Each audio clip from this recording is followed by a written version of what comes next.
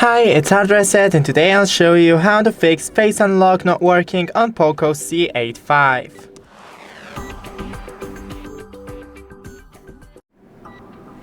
So first, take a microfiber and clean the front camera lens. Then make sure that you have great lighting during the use of your Face ID. Go into the settings, then fingerprint, face data and screen lock.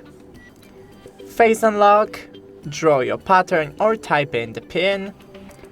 Click on face data, delete face data. Come here once again, draw your pattern and re-register your face unlock. And make sure you have good lighting once again during the setup. Thanks for watching, don't forget to leave a like and see you in the next one.